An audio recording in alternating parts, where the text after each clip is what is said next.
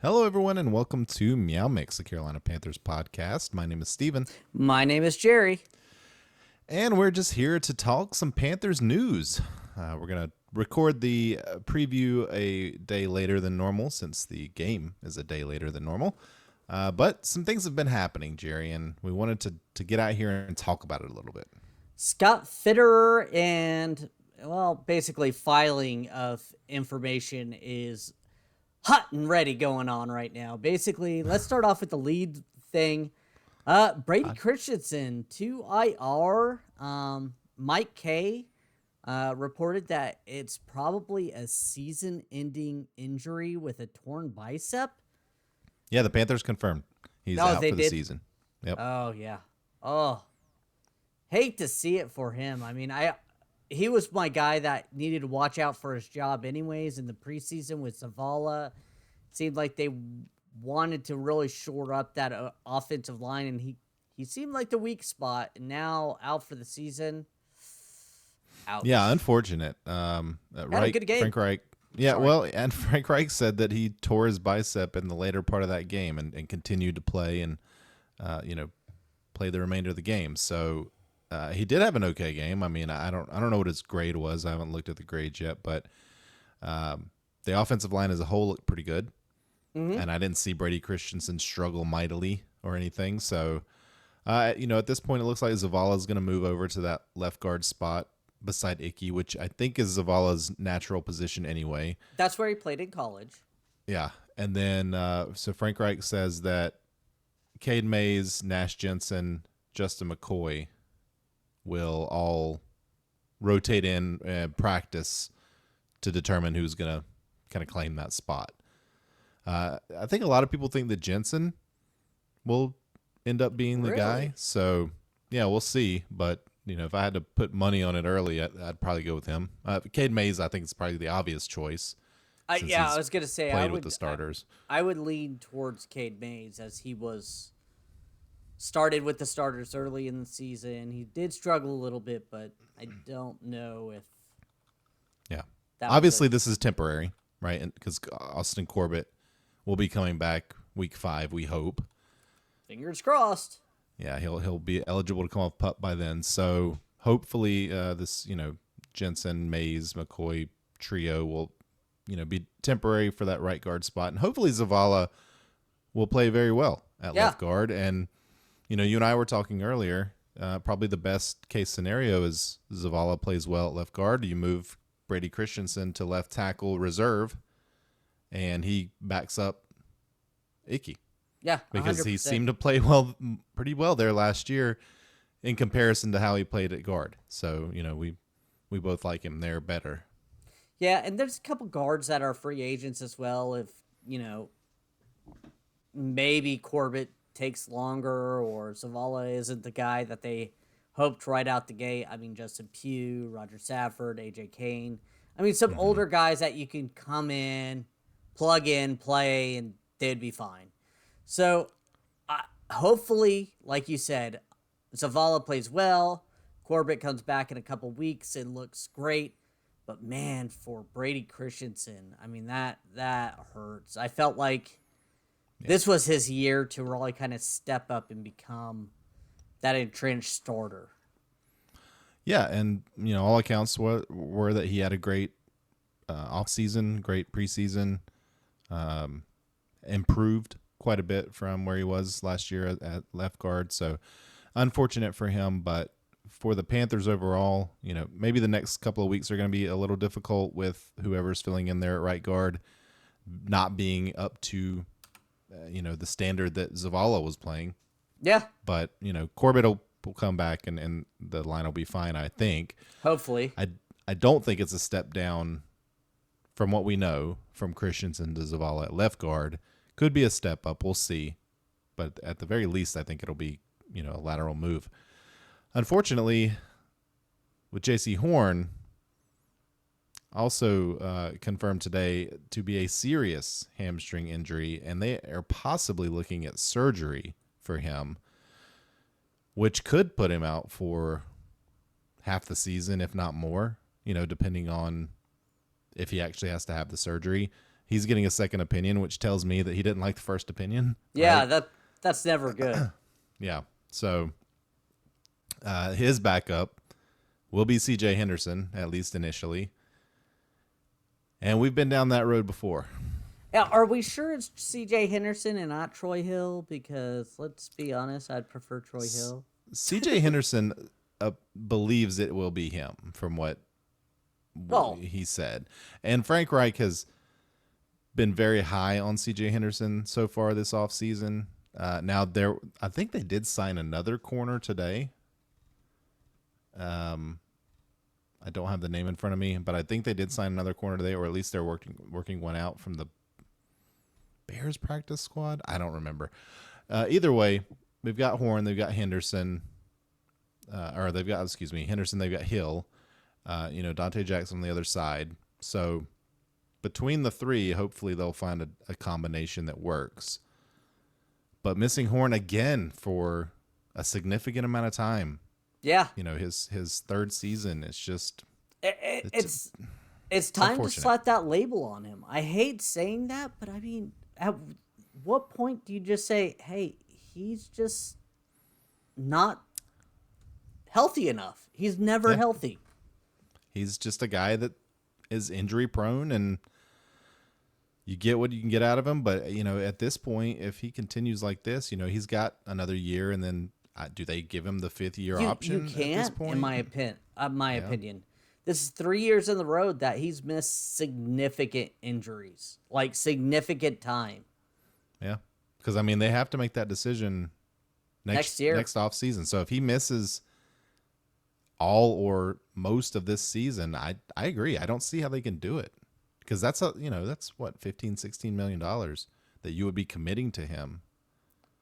The average of what other top 5 corners make. It could be more than that. I don't know off the top of my head, but actually, I don't even know if that's what it is. That's the franchise tag, but I think it's something like that. It's like the top it's a 5 lot of money. cornerbacks money grouped together. Okay. And the average of that, and 15-16 million sounds about right. I don't know the Sounds franchise Yeah. tag off the top of my head for the. It's going to be somewhere between 10 and 15 million probably for 1 year of Jaycee Horn that you don't even know if you can count on. 100%. I mean, now Jaycee Horn is extremely talented. We know that. He is as good as Patrick Surtain, if not better, when he is on the field. But he is not on the field. And Patrick Surtain is a Pro Bowl, all-pro corner. And that's who that's who you compare him with, because they went back-to-back in the draft. Jaycee Horn went first. Most people thought Surtain was the better prospect. Matt Rule and company did not. They went with Jaycee Horn, and unfortunately, it looks like it was the wrong decision. And the worst part about it is JC has looked the part. It's just overall, he can't stay healthy, man. And it's just so sad and heartbreaking, in my opinion, because it every time I'm just trying to hope for him, he gets injured. Last year, I was like, okay, he stayed healthy for most of this season, and injury. It's like, and it's little things. Yeah, it's soft tissue stuff. And then there's other broken bones that are random, like someone steps on his foot. But I mean, at one point, you're just gonna be slapped with that injury prone label. I mean, this is his 5th or 6th injury in 3 years on this team. Yeah, and none of them are small. Yeah, right. Like, they all cause him to miss games. He can't play through them. And a hamstring that he heard pop. Like, of course, nobody's gonna play through that. No. I'm not. And we're not calling him soft or anything like that. No. Unfortunately, it does appear that I don't know. I don't know if it's the turf. Of course, he didn't even get hurt at home. Well, Atlanta has the same turf. Atlanta has turf as well. So maybe it's turf. I don't know. I think going to grass would help, but I think overall it's just him. I mean, other players are playing through. I mean, C.J. Henderson. I mean, look at him. He hasn't really had the same injuries. I mean, granted, he's not on the field as much, but yeah, I I mean, all these guys play on turf, right? They Yeah. all go and play on turf and on away games, if they don't have it at their home stadium. So it's hard to blame it on that, but we know that turf is harder on the body, and he's practicing on it every day. And would it surprise me if they changed to grass and he suddenly got healthier? It wouldn't surprise me.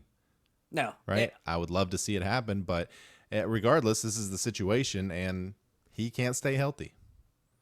It's so sad. And it sucks because they probably are going to lose him because they won't pay him, and someone else will probably take a flyer. Mm-hmm. And then he'll ball out. He'll magically become healthy. It'll be great. Yeah. It's real unfortunate. But, I mean, this is just a history of he'll be added to the history of good corners that the Panthers have let go. Right? Yeah. James Bradbury. Bradbury. Josh Norman. I mean, Norman yeah. didn't play up to his... Stephon Gilmore. They could have kept Stephon Gilmore. They could have... They chose not to. They signed Dante Jackson, which I think us on this podcast were like, 3 years of Stephon Gilmore, sign me up. Like, yeah. And Stephon Gilmore's been great. Mm-hmm. He was great last year, and he already had an interception this year. Like, he's been way better than Dante Jackson, who was hurt most of last year. So I don't know, man. Unfortunate for the Panthers that Horn will be out. Really unfortunate for Horn, but hopefully it'll be one of those things where he can come back in 6 weeks or something and stay healthy the rest of the year. But at this point, can you count on that? No. No. I mean, well, we do have some good news though, Jerry. Yes.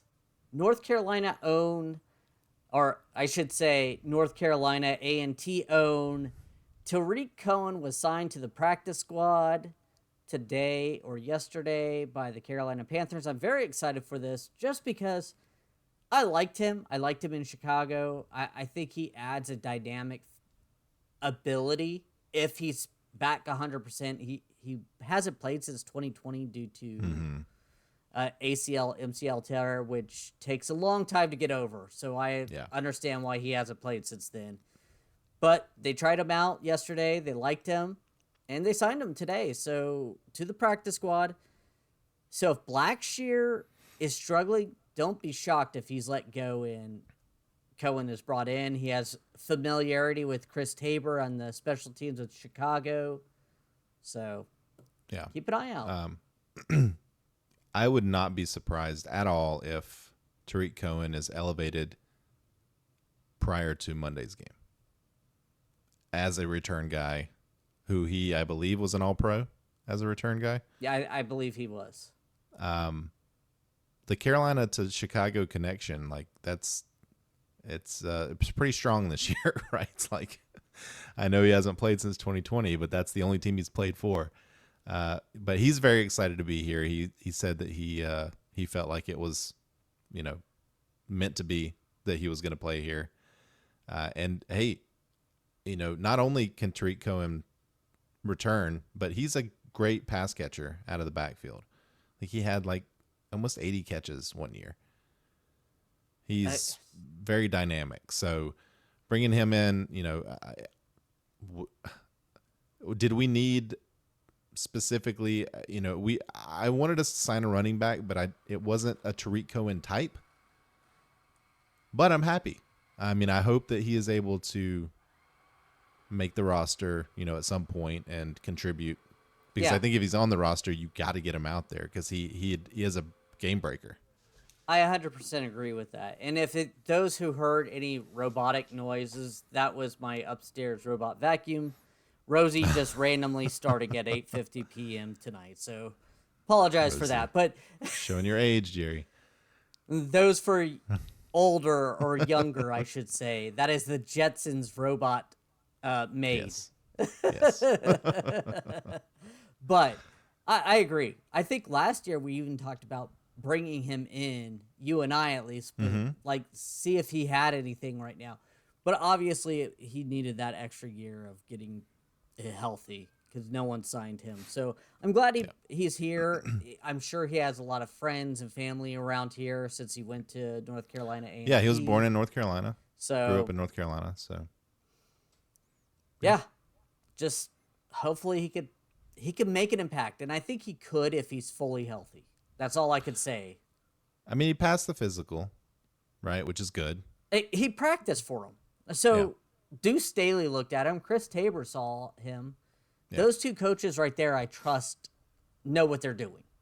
You never know after an injury like that how the body is going to respond. How longevity. Does he have the burst? But it seems like these days most guys do recover 100%.